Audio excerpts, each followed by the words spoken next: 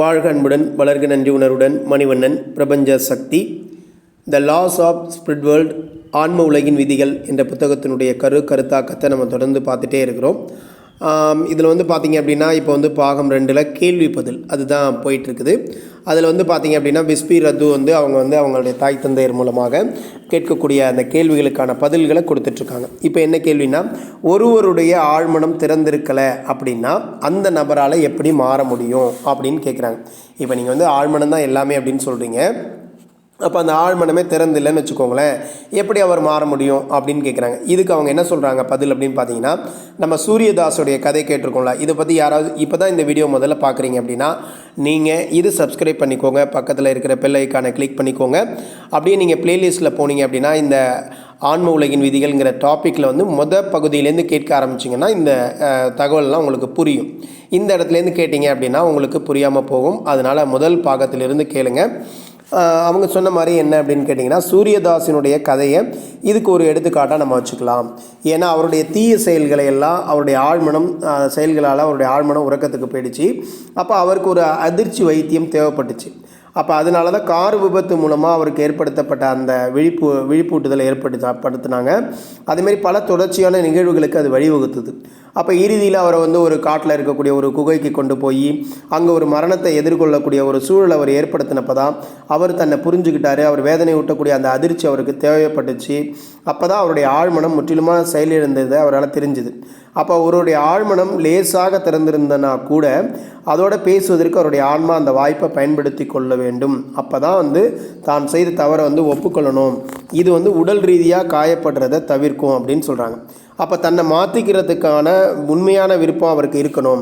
இப்போ இந்த சூரியதாஸுக்கு உண்மையான விருப்பம் இருந்ததுனால தான் அவருடைய பேரான்மா என்ன பண்ணார், அவருக்கு உறுதியாக தெரிஞ்சுது அவருக்கு உண்மையிலேயே அந்த விருப்பம் இருக்குன்னு அவருக்கு உதவுறதுக்காக வந்தார். அப்போ சூரியதாசனுடைய செய்த தவறான காரியங்களை ஒப்புக்கொண்டு தன்னை மாற்றிக்கணும்னு அவர் விரும்பினார். ஆனால் காட்டு விலங்குகளால் சூழப்பட்டிருந்த ஒரு காட்டில் நடுவே ஒரு இருண்ட குகையில் அவர் தன்னைக்கிட்ட தானே ஒப்புக்கிட்டார். ஒரு வழிபாட்டு தலாங்க இல்லை, அவரோட பாவ மன்னிப்பை யார்ட்டையும் கேட்கல. அவர் சொந்த ஆழ்மனத்தை தவிர அவர் நீங்கள் உங்கள் மத போதகர்கிட்ட எல்லாம் பாவ மன்னிப்பு கேட்டால் உங்கள் பாவங்கள்லாம் மன்னிக்கப்பட்டு விடும்னு நினைக்கிறீங்க. அது ஒரு தவறான நம்பிக்கை. ஏன்னா இது முற்றிலும் தவறு. உங்களை மன்னிப்பதற்கான அதிகாரம் உங்களுடைய மத போதகருக்கு கிடையாது. அவர் உங்களை போல் அவர் ஒரு மனிதர் தான். அவருக்கு ஒரு ஆன்மீக அறிவு இருந்தால் அவரால் நிச்சயமாக உங்களை என்ன பண்ண முடியும், வழி நடத்த முடியும். அவ்வளோதான். நீங்கள் ஒரு விஷயத்தை தவறாக புரிஞ்சுக்கிட்டு நீங்கள் பாவ மன்னிப்பு கேட்குறப்ப நீங்கள் தவறு செஞ்சதை உங்களுடைய ஆழ்மனத்திடம் ஒப்புக்கொள்ள செய்கிறோம். அப்போ நீங்கள் மாறுவதற்கு உங்களுக்கு உதவும்படி நீங்கள் அதை கேட்கணும். அப்படி கேட்டிங்கன்னா தான் அது உங்களுக்கு உதவி செய்ய வரும். அதாவது நிறைய பேர் என்ன சொல்லுவாங்கன்னா பின் வருத்தம் கொள்ளுதல் அப்படின்னு சொல்லுவாங்க. இது என்ன அப்படின்னா, பூமியில் இதை தவறாக புரிஞ்சுருக்கிறாங்க எல்லாருமே. என்னென்னா, ஒருவர் தன்னுடைய செயலுக்காக வருத்தப்பட்டு மட்டும் அதுக்கு பேர் மட்டும் பின் வருத்தம் அல்ல. நீங்கள் செய்த தவறை திருத்தி கொண்டு மீண்டும் அந்த தவறை திரும்ப செய்யாமல் இருக்கிறதுக்கு பேர் தான் பின் வருத்தம் அப்படின்னு சொல்கிறாங்க. இதுதான் உண்மையான பொருத்தம். ஒரு மனிதன் அப்படிங்கிற முறையில் நீங்கள் மேம்பட விரும்புனீங்க அப்படின்னா உங்களுடைய விருப்பம் அந்த ஆன்மாவிட்டேருந்து தான் வரணும். ஆன்மீக ரீதியாக அது உயரணும். நீங்கள் எப்படின்னு யாராலையும் இந்த ஆன்மாவை கட்டாயப்படுத்த முடியாது. இப்படி சொல்லி யாரும் கட்டாயப்படுத்த முடியாதுங்கிறாங்க. அது அந்த ஆன்மாவுடைய சொந்த நலனுக்காக இருந்தாலும் சுதந்திரமான தேர்ந்தெடுப்பு விதி அப்படின்னு ஒன்று இருக்குது. இதுதான் ஒரு ஆன்மா உண்மையிலே மேம்பட விரும்புகிறாரா அப்படிங்கிறத அறிந்து கொள்வதற்கான சக்தி இறைவனுடைய உதவியாளர்களுக்கு இது இருக்குது அப்படின்றாங்க.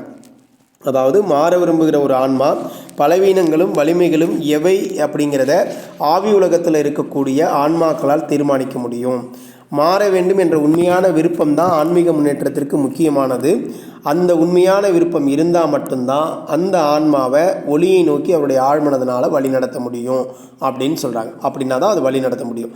சரி, ஒருவருடைய ஆழ்மனதை எப்படி திறக்கிறதுங்க? இப்போ நீங்கள் இந்த சொல்லிட்டீங்களே, ஆழ்மனசை ரொம்ப முக்கியன்றீங்க. அப்போ அதை எப்படி திறக்கிறது? ஆன்மீக ரீதியாக முன்னேறணும் அப்படின்னு ஒரு மனிதர் செய்ய வேண்டிய முக்கியமான செயல் என்ன அப்படின்னா, தன்னுடைய ஆழ்மனதை திறக்கிறது தான். அப்படி அந்த ஆழ்மனதை திறக்கணும் அப்படின்னா நீங்கள் செய்ய வேண்டிய சில விஷயங்கள் இது எல்லாமே பின்பற்றுக்கோங்க. ரொம்ப கவனமாக இதை கேளுங்க, இது பின்பற்றுங்க. சரிங்களா? உங்களுடைய ஆழ்மனசு திறப்பதற்கான ஒரு வாய்ப்பு. நாம் இன்றைக்கி என்ன நிலையில் இருந்தாலும் மறந்துடுங்க. இதுக்கு முன்னாடி எப்படி நடந்துட்டாலும் அதெல்லாம் விட்டுருங்க. இன்னையிலேருந்து முடிவெடுத்தால் கூட இதை சரியான வழியில் நம்மளை எடுத்துகிட்டு போக முடியும். அப்படி ஆழ்மனதை திறக்கிறதுக்கு என்ன பண்ணணும்? முதல்ல என்ன பண்ணணும்னா பிரார்த்தனை பண்ணுங்கள். உங்களுடைய ஆழ்மனதை திறக்கிறதுக்கு உங்களுக்கு உதவுமாறு கடவுள்கிட்ட வேண்டுங்க. அன்புள்ள இறைவா, உன்னுடைய நல்வழியில் என்னை வழிநடத்தக்கூடிய சரியான விஷயங்களை செய்யும்படி என்னை செய்யி. எனக்குள்ளே இருக்கக்கூடிய தவறான ஆசைகளையும் உணர்வுகளையும் நான் களைவதற்கு எனக்கு உதவு. உன்னுடைய ஞானத்தை எனக்கு கொடு. உன்னுடைய ஒளிமயமான பாதையை எனக்கு காட்டு. நான் ஒருபோதும் தவறு செய்யாமல் இருக்கும்படி என்னை பார்த்து கொள்வதற்கு என்னுடைய ஆழ்மனதிற்கு விழிப்பூட்டு அப்படின்னு சொல்லி பிரார்த்தனை வைங்க கடவுள்கிட்ட. உங்களுடைய மொழிகளில் உங்களுக்கு பிடிச்ச அந்த கடவுள்கிட்ட நீங்கள் பண்ணலாம். அடுத்து 2வது பாயிண்ட் என்ன அப்படின்னு கேட்டிங்கன்னா, உங்கள் மனதை வெறுமையாக்குங்க. இது எப்படி வெறுமையாக்குறதுங்கிறத பின்னாடி வரக்கூடிய ஒரு பகுதியில் நீங்கள் தெரிஞ்சுக்கலாம். அதன் மூலியமாக எப்படி வெறுமையாக்குறதுன்னு சொல்லுவோம். அந்த வெறுமையாக்குறத அதை பற்றி நீங்கள் பண்ணலாம். அப்படி எப்போ வெறுமையாக்குன்னா, இப்படி பண்ணுறப்ப உங்களுக்கு எந்த எண்ணமும் இருக்கக்கூடாது. மனசில் முற்றிலுமாக வெறுமையாக இருக்கணும். ஏதேனும் உங்களுடைய மனதிற்குள் நுழைஞ்சால் கூட அது தானாகவே வெளியேறணும். அதை நம்ம வெளியேற்ற முயற்சி பண்ணக்கூடாது. அதை ஊக்குவிக்கவும் நீங்கள் எதுவும் பண்ணக்கூடாது. அப்போ நேர்மறையான அதிர்வு இருக்கிற இடங்களில் மட்டும் 2 நிமிடங்கள் மட்டும் நம்ம இதை செய்யணும். மனதை வெறுமையாக வச்சுருக்கணும். ஓரிடத்தில் நேர்மையான அதிர்வுகள் இருக்குதா அல்லது எதிர்மறையான அதிர்வுகள் இருக்குதா அப்படிங்கிறது உங்களுடைய உள்ளுணர்வு ரீதியாக நீங்கள் அதை அறிஞ்சிக்கணும். அப்போ எதிர்மறையான அதிர்வுகள் இருக்கிற இடத்துல 1 நிமிடத்திற்கு மேலே உங்களுடைய மனதை வெறுமையாக வச்சுருக்காதீங்க. சூரிய உதயத்திற்கும் சூரிய அஸ்தமனத்திற்கும் இடைப்பட்ட நேரங்களில் மட்டும் நீங்கள் இதை பண்ணுங்க அப்படின்னு சொல்கிறாங்க. 3வது பாயிண்ட் என்னென்னா, உங்களுடைய ஆழ்மனதிட்ட பேசுங்க. நீங்கள் உங்கள் ஆழ்மனதிட்ட பேசுகிறதன் மூலியமாக ஆழ்மனதை இருத்தலை நீங்கள் அங்கீகரிக்கிறீங்க. பிறகு அதனுடைய முழுமையாக சரணடைஞ்சு உங்களுக்கு வழிகாட்டும்படி அதுக்கிட்ட நீங்கள் கேட்குறீங்க. அப்படி கேட்டிங்கன்னா அந்த ஆழ்மனசு விழிப்பு நிலைக்கு வரும். 4வதான பாயிண்ட் என்ன அப்படின்னு கேட்டிங்கன்னா, உங்களுடைய ஆழ்மனம் உங்களுக்கு என்ன அறிவுரை கொடுக்குதோ அதை காது கொடுத்து கேளுங்க. காது கொடுத்து கேட்டால் அப்படின்னா என்னென்னா, உங்களுக்கு கிடைக்கக்கூடிய வழிகாட்டுதலை நடைமுறையில் செயல்படுத்துதல் அப்படின்னு அர்த்தம். சும்மா காதால் கேட்டுட்டு பேசாமல் போகிறதில்ல. அது சொல்கிறத கேட்டு நீங்கள் செஞ்சீங்கன்னா தான் காது கொடுத்து கேட்டங்கிறதே அர்த்தம். அப்போ நீங்கள் செய்யக்கூடிய ஒவ்வொரு முறையும் அதுக்கு வலுவூட்டுறீங்க. நீங்கள் அதோடைய அறிவுரை புறக்கணிக்கிற ஒவ்வொரு முறையும் நீங்கள் அதை பலவீனப்படுத்துகிறீங்க. அது சொல்கிறத கேட்டிங்கன்னா பலமாகுது. அது சொல்கிறத கேட்காம விட்டிங்கன்னா பலவீனமாகுது. இது நல்லா புரிஞ்சுக்கோங்க. ரைட்டுங்களா? அடுத்த பாயிண்ட் 5வது என்ன, உங்களுடைய வெளிமனதை நீங்கள் கட்டுப்படுத்துங்க. நீங்கள் தான் அதுக்கு எஜமானே தவிர அதனுடைய அடிமை அல்ல அப்படின்னு அதுக்கிட்ட சொல்லுங்கள். இந்த பார், நான் உனக்கு அடிமையெல்லாம் கிடையாது. நான் தான் உனக்கு எஜமான். நான் சொல்கிறது நீ கேட்கணும் அப்படின்னு சொல்லி நீங்கள் தைரியமாக உங்களுடைய வெளிமனத்திட்ட சொல்லுங்கள். இப்போ என்ன சொல்கிறாங்கன்னா, பூமியில் உள்ள வெளிமனம் எவ்வளோ பர்சன்டேஜ் திறந்திருக்குது அப்படின்னா 100% திறந்திருக்காமா. ஆனால் ஒரு சராசரி மனிதனுடைய ஆழ்மனம் வெறுமனே பூமியில் 1%-2% மட்டும்தான் திறந்திருக்குதான். நீங்கள் ரொம்ப நல்ல ஆன்மாவாக இருந்தால் பூமியில் உங்களுடைய ஆழ்மனம் அதிகபட்சமாக 7%-9% வரை திறந்திருக்குமா. அப்போ உங்களுடைய ஆழ்மனம் மிக சிறிதளவே திறந்திருந்தால் கூட நீங்கள் விரும்புனீங்கன்னா உங்கள் வெளிமனதை அதனால் கட்டுப்படுத்த முடியும். இந்த அளவுக்கு அது திறந்திருந்தால் கூட உங்களுடைய வெளிமனதை அதால் கட்டுப்படுத்த முடியுமா. அதாவது ஒரு ஆன்மா 7வது தளத்தினுடைய 9வது நிலையை தொடரப்ப அந்த ஆழ்மனம் வெறுமனே ஒரு 20% மட்டும்தான் திறந்திருக்குது.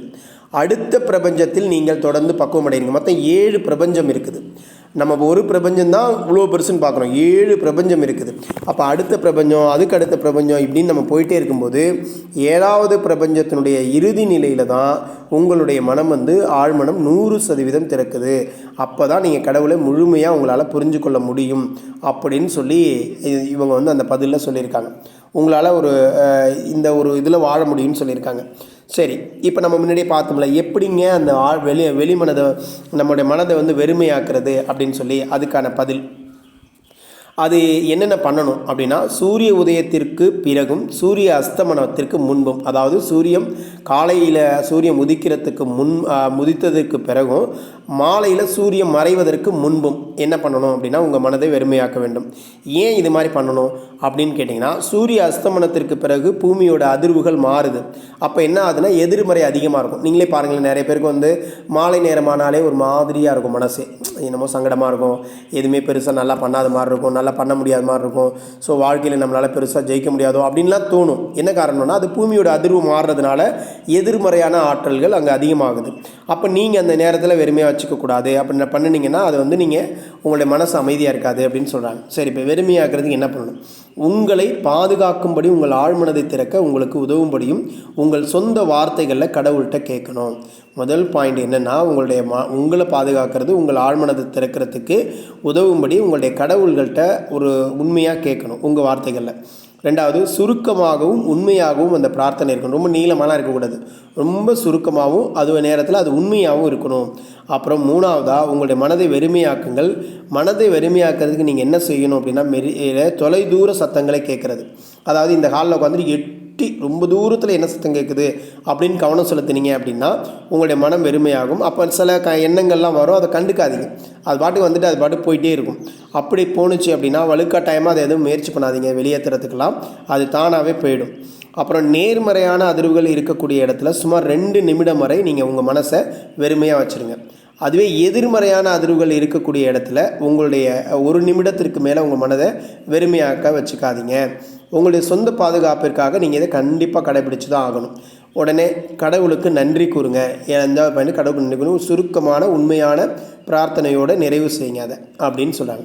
நீங்கள் உங்கள் மனதை வெறுமையாக்கும் ஒவ்வொரு முறையும் இடையே ஒரு 3 மணி நேரம், இப்போ இந்த வாட்டி வெறுமையாக்கி வச்சுட்டிங்க, ஒரு 2 நிமிஷம் முடிச்சுட்டிங்க, அதுக்கப்புறம் எப்போ பண்ணலாம்? உடனே பண்ணலாமா? பண்ணக்கூடாது. ஒரு 3 மணி நேரம் இடைவேளை இருக்கணும் அப்படின்னு நான் சொல்லலைங்க. இந்த புக்கில் அந்த விஸ்பி ரத்து அவங்க சொல்லிகிட்டு இருக்கிறாங்க. புரியுதுங்களா? உங்களுடைய மனதை நீங்கள் வெறுமைப்படுத்துகிறப்ப தெற்கு நோக்கி உட்காந்து பண்ணாதீங்க, வடக்கு நோக்கி உட்காந்து பண்ணுங்க அப்படின்னு சொல்கிறாங்க.